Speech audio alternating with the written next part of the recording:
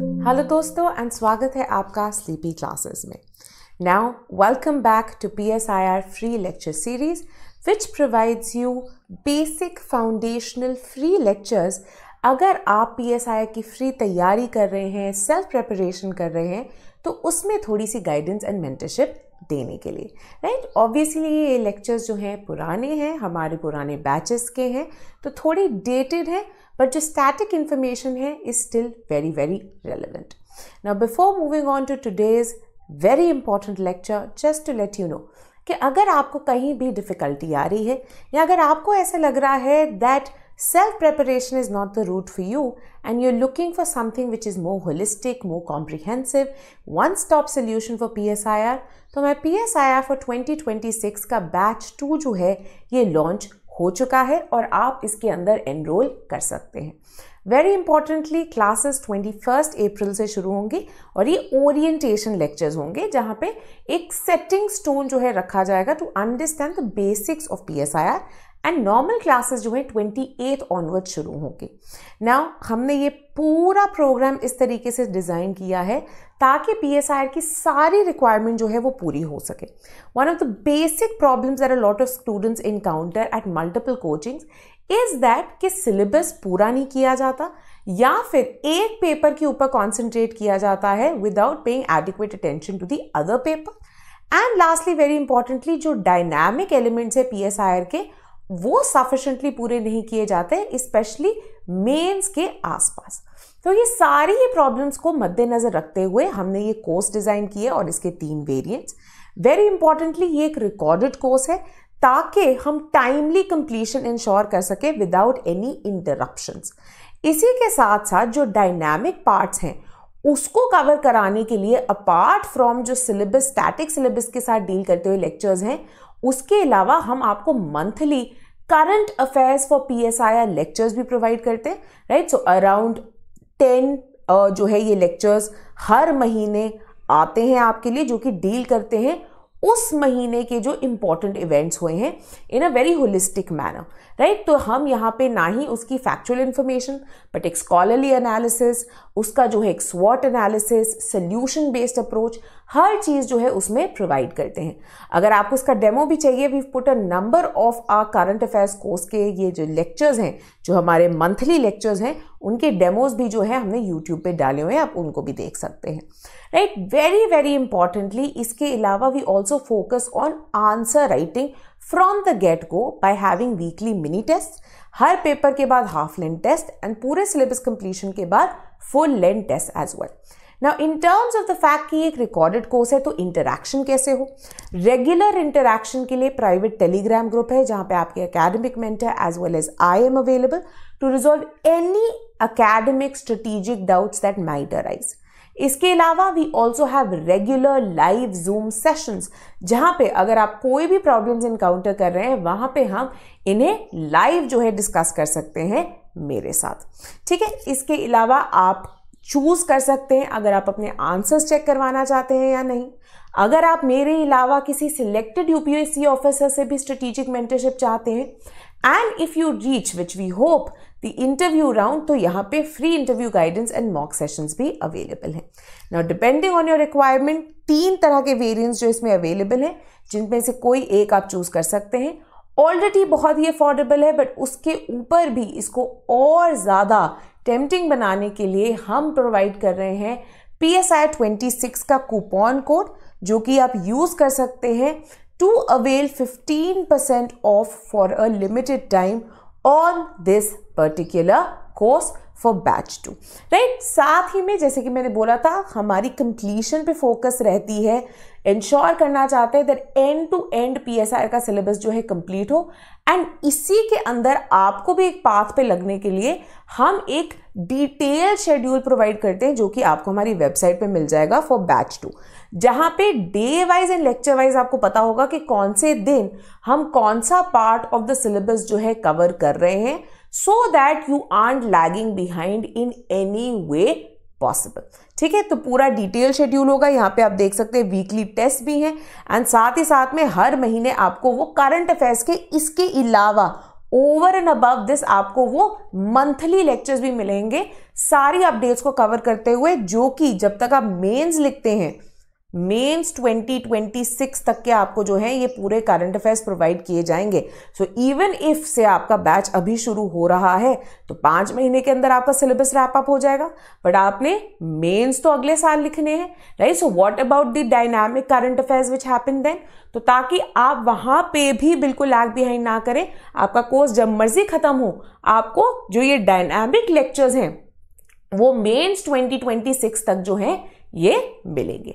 Now if you are a student जो कि static foundational part already कर चुके हैं, राइट, आप एक रिपीट अटेम्प्टर हैं या फिर पहले ही अपना PSIR कवर कर चुके हैं, बट डायनामिक एलिमेंट्स के साथ आप कोप अप नहीं कर पा रहे हैं, तो आप सिर्फ हमारे मंथली करंट अफेयर्स के जो डायनामिक लेक्चर्स हैं उनको भी देख सकते हैं by becoming a part of a current affairs course for only ₹6,000। Again इसके ऊपर भी PSIR 26 का आप कूपन लगा सकते हैं 15% ऑफ लेने के लिए, राइट। यहाँ पे आपको जो मंथली लेक्चर सीरीज है वो मिल जाएंगे, एंड वेरी इंपॉर्टेंटली जैन 2025 से नहीं बल्कि हम जैन 2024 से भी आपको लेक्चर्स दे देंगे, ताकि अगर आप एक बिगिनर है जो कि कंप्लीटली अनफेमिलियर है विद करंट अफेयर्स, जिन्होंने कभी नहीं पढ़ा है, एंड कई बार आपको पुराने एग्जाम्पल्स या कुछ जो है पिछले साल की चीजों के ऊपर भी चीजें आ जाती हैं, इसीलिए आपका एक ग्राउंड वर्क ले करने के लिए हम 2024 ऑनवर्ड्स के जो लेक्चर्स है आपको प्रोवाइड कर रहे हैं, एंड आपको ये 2026 के मेंस तक जो है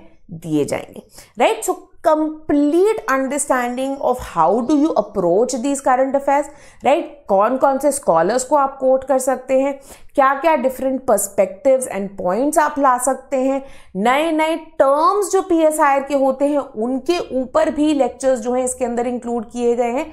तो ऑल इन ऑल ये आपकी प्रेप को और ज्यादा होलिस्टिक बना देगा, ठीक है। तो ये मैं आपको बताना चाहती थी, तो चलिए बढ़ते हैं आज के लेक्चर की तरफ। Now the next approach very importantly is equality of capabilities। अब इसको जो है ये अमर्त्य सेन की जो अप्रोच थी इसको हम ऑलरेडी भी एक बार कर चुके हैं जब हम जस्टिस का कंसेप्शन कर रहे थे। Now under equality we will do it in greater detail, right. अब डॉकिंस जो है रॉल्स की कुछ जो इनहेरेंट मिस्टेक्स हैं, फ्लॉज हैं उनकी थ्योरी के, उनको पॉइंट आउट करने की कोशिश करते हैं। हाउएवर डॉकिंस के ऊपर भी जो है बहुत मेजर क्रिटिसिज्म्स आए हैं, राइट। फॉर एग्जाम्पल पहले तो एक जो क्रिटिसिज्म आता है that is regard to the NV test, ठीक है। तो याद है NV टेस्ट क्या था कि किसी के पास जो बंडल ऑफ रिसोर्सेज है after the ambition sensitive auction process, right, that person should be happy with that bundle and should not want someone else's bundle of resources in exchange of his bundle of resources, ठीक है। तो ये जो था आपका NV test था। अब इसके अगेंस्ट क्रिटिसिज्म आता है कि ये एक बहुत ही वीक टेस्ट है, राइट, बहुत ही वीक टेस्ट है, एंड ज़रूरी नहीं है कि NV टेस्ट को भी फुलफिल करती हुई चीज़ें जो हैं नेसेसरीली इक्वालिटी इंश्योर करें। प्लस NV टेस्ट के रिगार्डिंग भी जो है बहुत सारे इश्यूज हो सकते हैं। People can be very happy with their bundle of resources and yet still want certain pieces of someone else's bundle of resources, ठीक है। तो NV टेस्ट ये क्रिटिसाइज किया जाता है एक वीक टेस्ट है, ठीक है, एक बहुत ही थियोरेटिकली साउंड टेस्ट नहीं है इन रिसोर्स एलोकेशन। अब एक जो सेकेंड क्रिटिसिज्म आता है is from the capability approach कि ये जो इक्वालिटी ऑफ रिसोर्सेज है does it necessarily translate into the ability to utilise those resources effectively. अब डॉकिंस ने क्या किया था, डॉकिंस ने सिर्फ एक मेन जो नेचुरल डिसएडवांटेज था that was of physical disability, he only took that into account, and उसको करेक्ट करने के लिए उन्होंने क्या बोला कि before at the start of the auction process ही हम क्या करेंगे, हम कुछ एक्स्ट्रा रिसोर्सेज दे देंगे टू द पीपल, राइट, जो कि जिनके ऊपर जो है नेचुरल डिसएडवांटेजेस हैं ड्यू टू ब्रूट लक, ठीक है। अब एक फिजिकली डिसेबल्ड इंसान को फॉर एग्जाम्पल तुमने 30 एक्स्ट्रा क्लैम्प्स दे दिए, ठीक है, 30 एक्स्ट्रा क्लैम्प्स तो दे दिए, बट क्या उसके बाद भी, right, despite having 30 extra clamps, क्या उस डिसेबल्ड इंसान के अंदर कैपेबिलिटी है to utilise those 130 clam shells more effectively than a person जिसके पास 100 क्लैम शेल्स हैं, राइट, जो कि फिजिकली एबल्ड है, राइट। ये एक बहुत बड़ा क्वेश्चन मार्क उठता है कि शायद despite having those 30 extra clam shells भी शायद a person who is disabled without the development of necessary capabilities within him, those resources, those extra resources will also be pointless. And this is a criticism that is levied upon ये resource egalitarians by the capability approach people, that is people like Amartya Sen. ठीक है, तो वो पहले ही बोल देते हैं कि जैसे कि हमने रॉल्स की उसमें भी देखा था, एक फंडामेंटल प्रॉब्लम उनकी क्या है, उनकी फंडामेंटल प्रॉब्लम अमर्त्य सेन की कैपेबिलिटी अप्रोच थ्योरिस्ट जो है, Nussbaum, Martha Nussbaum is also another capability approach theorist, उनकी fundamental problem with people like Rawls, with people like Dworkins is कि आप जो मीन्स है, मीन्स क्या है, जैसे डवॉकिंस के इशू में हो गए रिसोर्सेज, अकॉर्डिंग टू रॉल्स हो गए ये primary goods, these are the means to ensure a good life. It does not necessarily translate into leading a good life. ठीक है, ये ज़रूरी नहीं है कि just because you have these resources, availability to you know minimum primary goods, कि आप इनको convert कर पाएंगे into कैपेबिलिटीज़। ठीक है, ये जो है एक बहुत इंपॉर्टेंट क्रिटिसिज्म आता है रिसोर्स एगैलिटेरियंस के ऊपर फ्रॉम द कैपेबिलिटी अप्रोच। तो ये क्या बोलते हैं, ये बोलते हैं रिसोर्स एगैलिटेरियंस जो हैं, people like Rawls, people like Dworkins, right, इनका फोकस है ऑन द मीन्स। इंस्टेड आपका फोकस, जैसे हम आगे देखेंगे, किस पे होना चाहिए, not on equalising resources but on ensuring that people have sufficient and equal capabilities, ताकि वो इन रिसोर्सेज को या प्राइमरी गुड्स को इफ़ेक्टिवली यूटिलाइज कर पाएँ in leading good lives and actualising their freedom. ठीक है, कि फ्रीडम के याद है, अब हमने जब हम लिबरलिज्म में लिबर्टी का कॉन्सेप्ट कर रहे थे, हमने negative liberty and positive liberty की थी। ठीक है, तो हमने कहा था नेगेटिव की लिबर्टी क्या होगा, द आइडिया के you are free to do whatever you want, you are free to go to school. ठीक है, you are free to go to school, but अगर मेरे पेरेंट्स के पास फॉर एग्जाम्पल पैसे ही नहीं है स्कूल की फ़ीस भरने के लिए, तो am I actually free to go to school? Technically तो मैं फ्री हूँ, बट क्या मैं इस स्कूल जाने की अपॉर्चुनिटी को कन्वर्ट कर पा रहा हूँ? नहीं कन्वर्ट कर पा रहा। ठीक है, सो द फ्रीडम बिकम्स, ये जो नेगेटिव आइडिया ऑफ लिबर्टी था, it becomes inconsequential because I do not have the capability of converting it into an actual freedom.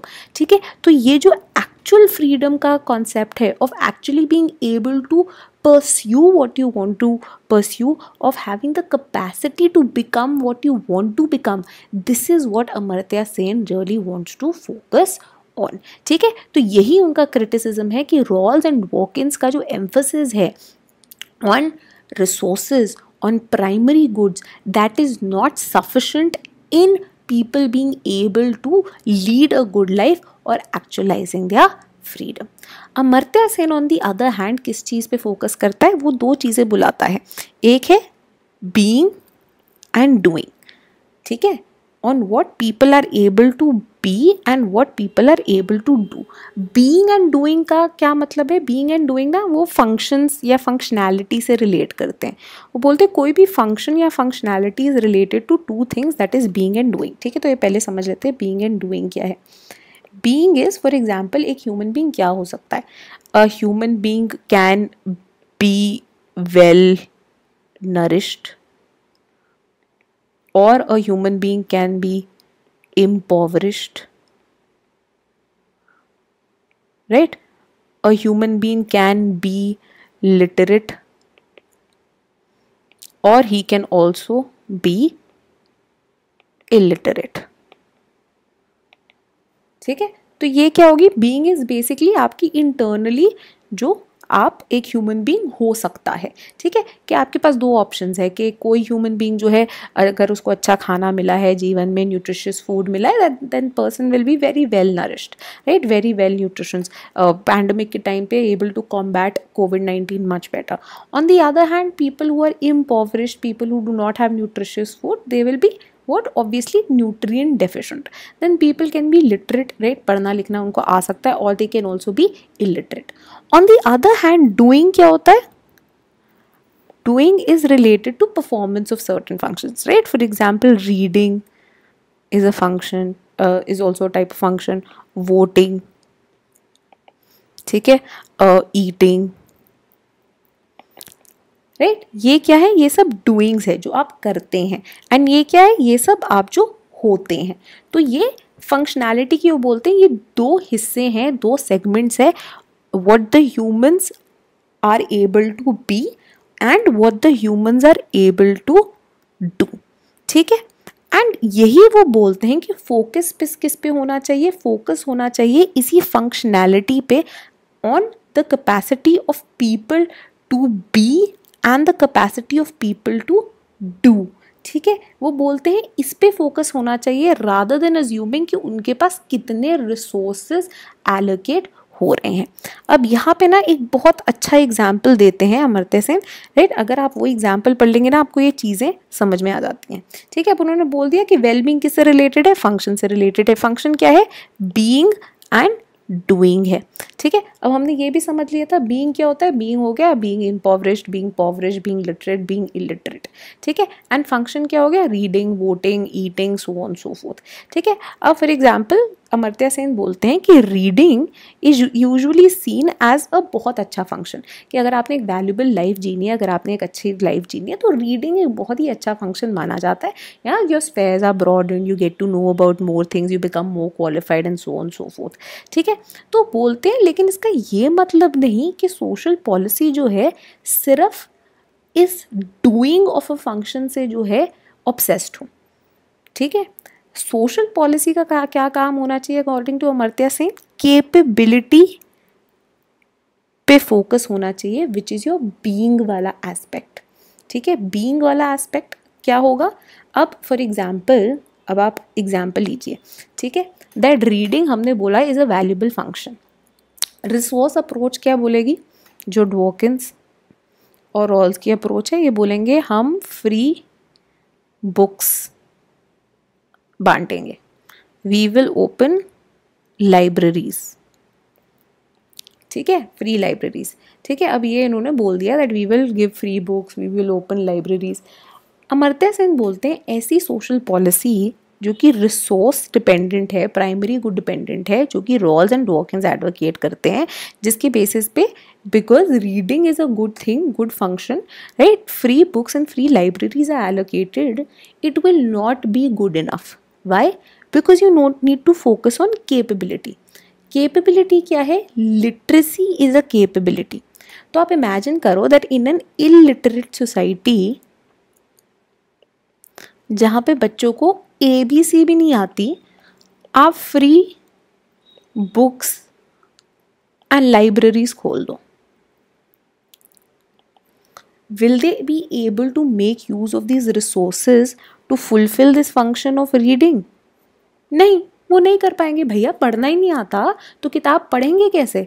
ठीक है, how will they read if they art even literate. ठीक है, तो literacy क्या है? Capability है। तो अमर्त्य सेन क्या बोलते हैं? फोकस किस पे होना चाहिए? Not on provision of resources like books और libraries, but the ability to see कि क्या बच्चे इन बुक्स और लाइब्रेरीज का यूज़ उठा पा रहे हैं, क्या इनको ढंग से वो इस्तेमाल कर पा रहे हैं। एंड वो इस्तेमाल कब कर पाएंगे? जब उनके अंदर केपेबिलिटी है। एंड केपेबिलिटी कहाँ से आती है? लिटरेसी से जो है ये केपेबिलिटी आती है। ठीक है, तो ये जो है एक मेन डिफरेंशिएशन हो गया। लिटरेसी क्या है? केपेबिलिटी है। रीडिंग क्या है? फंक्शन है। तो एक ये जो वैल्यूबल फंक्शन ऑफ रीडिंग है वो सिर्फ तभी हो पाएगा, not when just the means of reading are provided, that is books and libraries, but when the capability of reading, that is being literate, is provided to the students. तो सेन बोलते हैं, अमर्त्य सेन बोलते हैं कि एक अच्छी लाइफ व्यतीत करने के लिए, लाइफ ऑफ वेलबींग व्यतीत करने के लिए ये difference between capabilities and resources उसको समझना बहुत ज़्यादा ज़रूरी है। ठीक है, तो बेसिकली ये जो कैपेबिलिटीज़ क्या हैं, ये प्रोवाइड करती हैं एक पर्सन को विद रियल फ्रीडम या एबिलिटी या अपॉर्चुनिटी जिसके थ्रू वो फंक्शनिंग्स को एक्चुअल में अचीव कर पाएँ। ठीक है, रियलिस्टिकली फंक्शनिंग्स को वो अचीव कर पाएँ is only possible when these capabilities are provided to people. ठीक है, तो अमर्त्य सेन का मेन पॉइंट ऑफ फोकस इसीलिए वो कहते हैं कैपेबिलिटीज हैं एंड ना कि रिसोर्सेस, राइट। अब यहीं पे जो है एक और बहुत इंपॉर्टेंट थिंग जो कि वो डेवलप करते हैं, जो कि हमने पहले ही डिस्कस की, वो बोलते हैं कि ये समझने के लिए कैपेबिलिटी अप्रोच को आपको मीन्स और एंड्स को डिस्टिंग्विश करना बहुत ज़्यादा ज़रूरी है। That there is a difference between means and ends and this is the main problem he says with Dworkin as well as Rawls, that they consider means, that is resources or primary goods, to be the ends in their theory. ठीक है, तो Dworkin ने क्या बोल दिया, एक equitable scheme of distribution क्या होगी वो मेन पॉइंट है मेरी थ्योरी का। सिमिलरली Rawls का भी मेन फोकस क्या है, प्रिंसिपल्स ऑफ जस्टिस, जो कि सोशल इंस्टीट्यूशंस, जो कि basic structure of the society follow करेंगे इन एलोकेटिंग प्राइमरी गुड्स। ठीक है, तो ये क्या कहते हैं, अमर्त्य सेन कहते हैं कि ये गलत अप्रोच है। ये अप्रोच क्या है, ये अप्रोच मीन्स के ऊपर जो है सारा फोकस ले कर रही है। ठीक है, मीन्स आर जो रिसोर्सेज हो गए जिस तरह से बात की है Dworkin ने, या Rawls के जो है प्राइमरी गुड्स हो गए। एक्चुअल में एंड्स क्या हैं, एक्चुअल में ends this distribution of means नहीं है। एक्चुअल में एंड्स है कि लोगों के अंदर क्या कैपेबिलिटी है of truly living good life और परफॉर्मिंग एक्चुअल फंक्शन। ठीक है, अब वही वापस चले जाइए उसी एग्जाम्पल पे, रीडिंग एंड लिटरेसी के एग्जाम्पल पे, कि for Rawls what will be enough, कि हमने फ्री किताबें बांट दी और लाइब्रेरी खोल दी, राइट, उसके थ्रू जो है they should be able to lead a good life. But Amartya Sen क्या बोलेंगे कि आपका काम तब तक पूरा नहीं हुआ जब तक लोगों के अंदर एक्चुअल में क्षमता और they did not achieve the capability of being able to read those free books और being able to utilise those libraries in the full manner possible, and that will only be possible when you develop people's capabilities which was making them literate. ठीक है, तो इसीलिए Amartya Sen and capability approach वाले क्या बोलते हैं कि ये मीन्स एंड एंड्स में डिफरेंशिएट करना जो है बहुत ज़्यादा ज़रूरी हो जाता है। ठीक है, और एंड्स क्या है, एंड्स है लोगों की कैपेबिलिटी बढ़ाना, एक्चुअल में एक फ्री लाइफ व्यतीत कर पाना, जस्टिस इंश्योर कर पाना, एंड डेवलपमेंट कैसे होगी, जब लोगों की कैपेबिलिटीज बढ़ जाएंगी in being able to lead the lives that they want to lead. ठीक है, तो इसी कैपेबिलिटी अप्रोच के अंदर वो कहते हैं, ठीक है, हमने बोल दिया कि अब ट्रू फ्रीडम कब आ रही है, ट्रू फ्रीडम तब आ रही है जब लोगों के अंदर कैपेबिलिटी है of being able to lead a fulfilling life, of being able to lead a well lived life जैसे कि वो जीना चाहते हैं। ठीक है, और इसको फुलफिल करने के लिए सेन बोलते हैं बहुत ज़्यादा ज़रूरी है that you also understand the diversity and interpersonal variations जो कि लोगों के अंदर आते हैं। ठीक है, इन टर्म्स ऑफ इंटरपर्सनल वेरिएशंस हमने देखा था ना कि Rawls के ऊपर एक मेन प्रॉब्लम ही ये उठती है कि आप जो हैं, आपने ओरिजिनल पोजीशन में वेल ऑफ इग्नोरेंस के पीछे जो है, राइट, लोगों के अंदर ये इंटरपर्सनल वेरिएशंस की अवेयरनेस है ही नहीं, तो how will people be able to provide for the disadvantages that they suffer. ठीक है, कि अब जो सेकेंड प्रिंसिपल है, जो डिफरेंस प्रिंसिपल है, that is not sufficient to be able to make up for certain differentiations, for certain disadvantages जो कि लोग सफ़र करते हैं। Dworkin tries to make up for it by that, एक आपका जो उन्होंने endowment insensitive test through insurance scheme हो गया। ठीक है, कि वहाँ पे भी लेकिन क्या हुआ, उन्होंने सिर्फ एक इंटरपर्सनल वेरिएशन को मद्देनज़र रखा which was physical disability. Amartya Sen अब कहते हैं कि जो लोग हैं वो बहुत डाइवर्स हो सकते हैं, एंड डाइवर्स जो है वो बहुत तरीक़ों से भी हो सकते हैं। पहले they can be interpersonal variations because of internal characteristics. Internal characteristics in terms of age, gender, caste, ठीक है, आपकी इम्यूनिटी कितनी है या नहीं है, talents, skills, so on so fourth.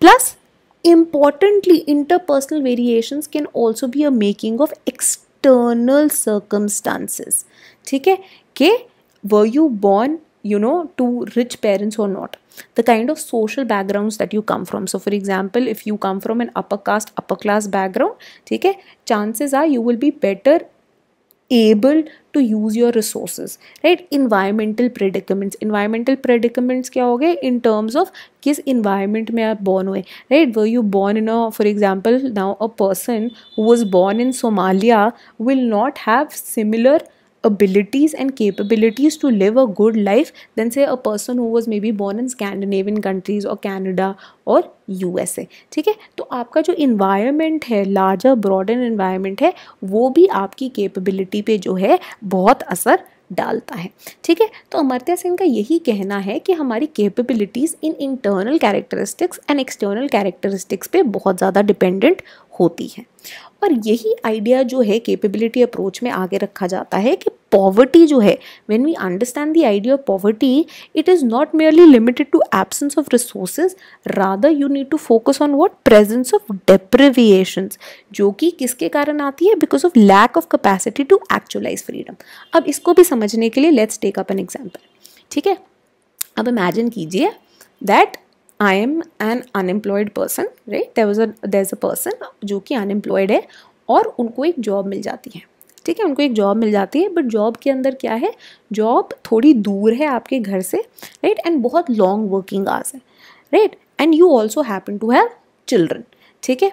तो अब आपके पास एक ऑप्शन क्या है, अब आपको रिसोर्स तो मिल गई कि आपको नौकरी दे रहे हैं वो, राइट। नौकरी क्या है कि आपके लॉन्ग वर्किंग आवर्स होंगे, बहुत लॉन्ग कम्यूट भी होगा। तो इमेजिन करो कि अगर आप रहते हैं से मे बी गुड़गांव में और आपकी नौकरी जो लगी है, नौकरी जाके लगी है मे बी द्वारका में या फिर नोएडा में कहीं दूर जाके, ठीक है। सो पहली चीज़ होगी you will have to commute all the way, right, plus working hours भी बहुत ज़्यादा है कि रात को जाके अब आप फ्री होंगे, राइट। एडवांटेज क्या है कि आपकी इनकम काफ़ी अच्छी हो जाएगी, जिसके through you will be able to provide for your family, right. अब ये है one first scenario that I take up the job, ठीक है, लॉन्ग वर्किंग आवर्स होंगे, लॉन्ग कम्यूटिंग आवर्स होंगे, बट एटलीस्ट मेरी इनकम आएगी एंड ये जो मेरी अनएम्प्लॉयमेंट है उसकी प्रॉब्लम ख़त्म हो जाएंगी।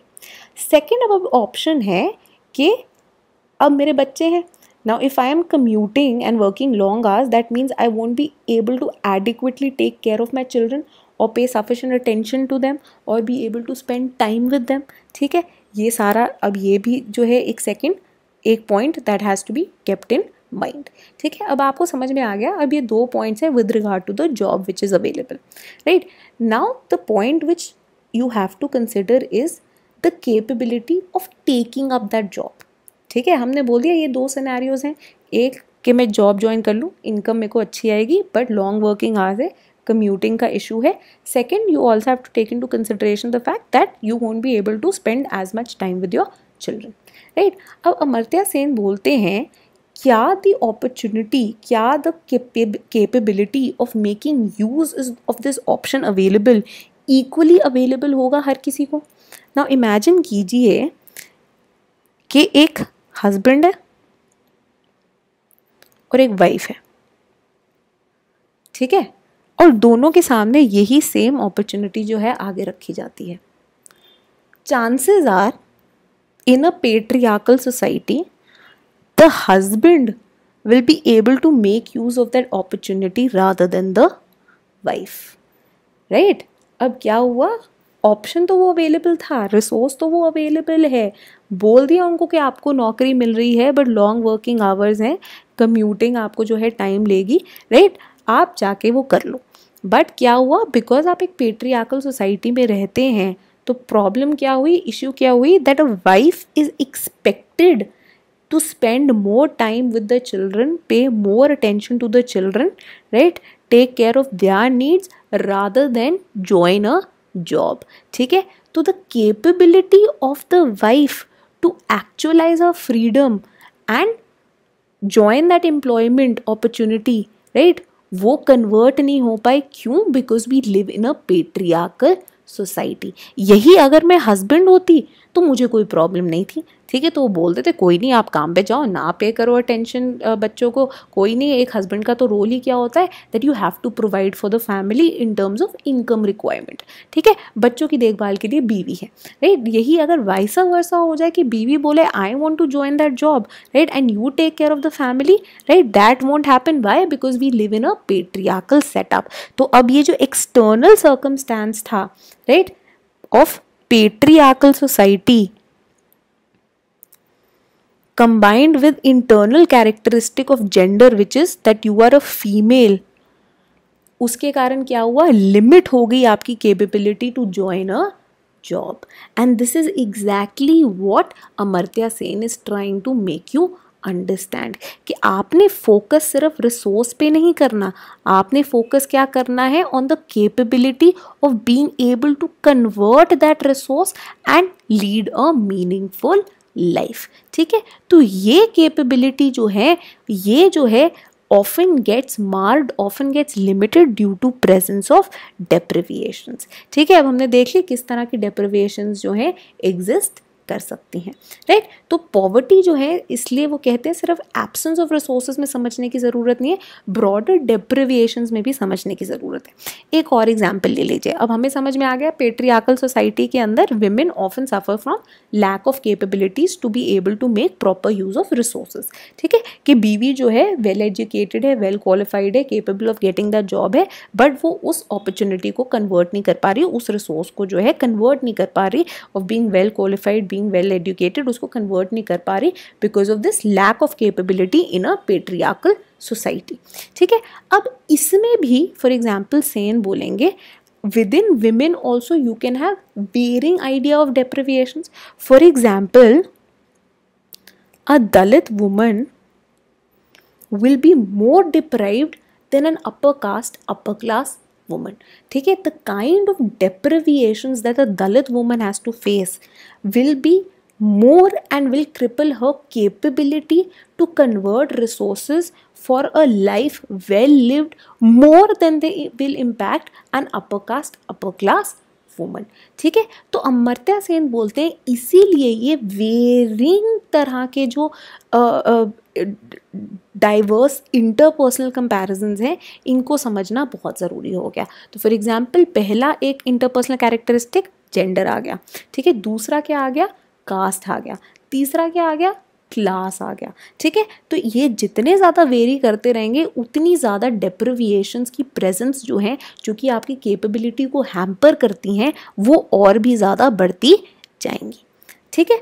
और यही इसी चीज़ को समझाने के लिए अमर्त्य सेन ने एक और चीज़ टर्म की थी, which was your conversion factor, which is the ability कि आपके पास जो रिसोर्स अवेलेबल है उसको आप एक फंक्शन में, एक ट्रू फंक्शनिंग के अंदर जो है कन्वर्ट कर पाए, राइट. तो फॉर एग्जांपल वही आइडिया हमने ले लिया कि बीवी जो है एजुकेटेड है, वेल क्वालिफाइड है, ठीक है, knows how to drive etcetera, but can she convert this resource into actually being employed and taking that job, that remains questionable, ठीक है. तो 3 कन्वर्जन फैक्टर्स जो हैं एग्जिस्ट करते हैं, ठीक है. 3 कन्वर्जन फैक्टर्स जो हैं एग्जिस्ट करते हैं, जो कि डिफाइन करते हैं the relation between this good that is resource and utilisation of this good और resource to achieve certain kind of functions that the person should be able to perform, right. पहले हो गए पर्सनल कन्वर्जन फैक्टर्स जो कि internal होते हैं to a person, right. तो for example आपकी फिजिकल फिटनेस हो गई, राइट, कि क्या आप डिसेबल्ड हैं या एबल बॉडीड हैं, राइट. आपका जेंडर हो गया मेल और फीमेल, ठीक है. आपकी फॉर एग्जांपल जनरल एक लेवल ऑफ न्यूट्रिशन हो गया. ये क्या है, ये सारे इंटरनल फैक्टर्स हो गए. Then there are social conversion factors, right, जो कहाँ से उभरते हैं, फ्रॉम द सोसाइटी जिसके अंदर हम जी रहे हैं. तो फॉर एग्जाम्पल सोशल हायरार्कीज जैसे हो गई, right. So in, for example, in Western societies or in say USA, race becomes a very important social conversion factor. So say if you belong to Latinx or an African American social background, right, chances are that you will have less capability to convert your resources into actual functionings. Similarly, India में क्या होगा, हो गया caste is a basic feature जिसके कारण discrimination occurs which limit your capability in converting resources into actual functioning. Then there are larger environmental factors जो कि physically या बिल्ट इन्वायरमेंट से आते हैं जिसके अंदर लोग रह रहे हैं, राइट. तो फॉर एग्जाम्पल आपकी जो कंट्री है जहाँ पे आप रह रहे हैं, it is very earthquake prone, right? This obviously limits your capabilities, right. तो फॉर एग्जाम्पल अगर आपने कोई भी प्लांट या कुछ भी सेटअप करना है, आपको देखना पड़ेगा कहीं मैं बहुत ज़्यादा हैवी टेक्टोनिक जोन में तो नहीं हूँ, या फिर अगर बहुत ही एक पोल्यूशन वाला इन्वायरमेंट आप रहते हैं, इसके अंदर भी क्या हो गया, आपकी कैपेबिलिटीज़ हार्म होंगी, right. You will have lower health levels, like आपके जो है ब्रीदिंग में आपको ट्रबल्स होती होंगी.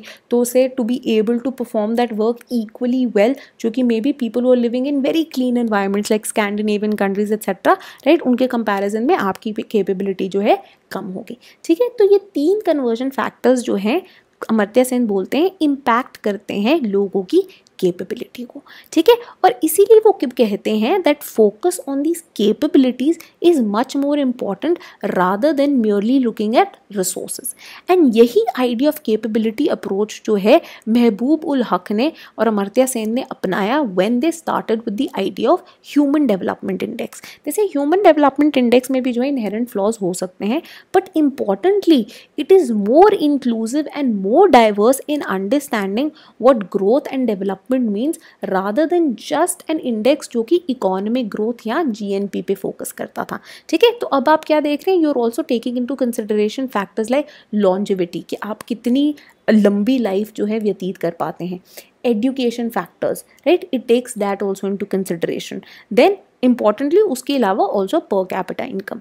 साथ ही में 2010 से अगर आपको याद हो, human development also now index also takes into consideration inequality,